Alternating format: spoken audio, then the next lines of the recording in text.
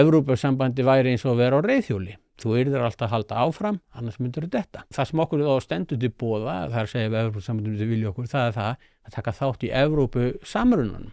Þessi samruni, hann hefur því miður verið að þróast í ranga átt. Þess vegna er ekki góð hugmynd að fara inn í Evrópusambandið. Það þýðir ekki að við höfum ekki samleið með Evrópu í mörgum málum og það ætlum að vera mótið því að Ísland gangi Evrópusambandið alls ekki að óska Evrópusambandið neinna bölbana, þvert á móti þá er það mjög miklu hagsmunir okkar að Evrópusamvinnan gangi vel. En það þá eitt sem einhverju myndir segja, núna náttúrulega sjáum við bara blikur á lofti og svolítið eins og ræðan sem ég var að segja áðan með það hvað að vera mikilvægt að vera með sæti við borðið. Óháð því hvort að þau rök séu, hvort að við séum 1/400 og með 0,5% þingmann og eitthvað þannig.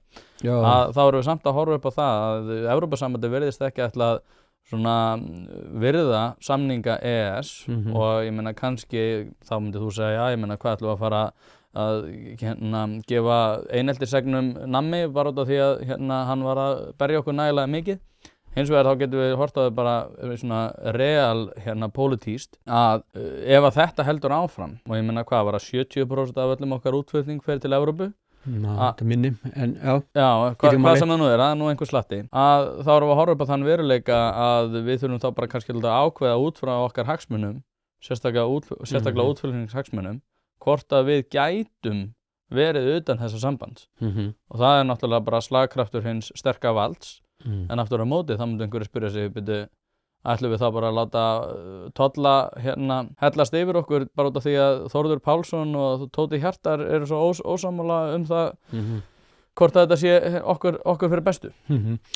Það er sem kemur á móti þessu. Fyrsta lagi með þetta vald okkar þá eins og þú bendir á þá er það sára lítið, það eru rúmlega 700 þingmenn þarna og Evrópuþingi skiptir rosa miklu máli og það er reynda kannski áhugaverða statistík kemur fram í Draghi-skýrslunni. Það er með þetta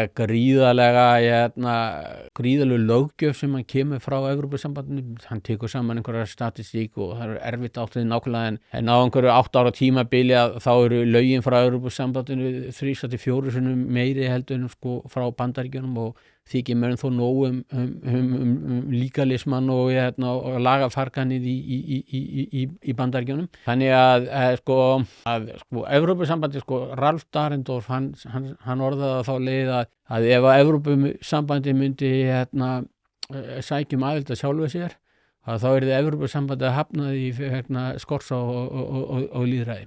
Þetta er mjög ógagnsætt og þetta er mjög ólýðræðislegt fyrirbæri.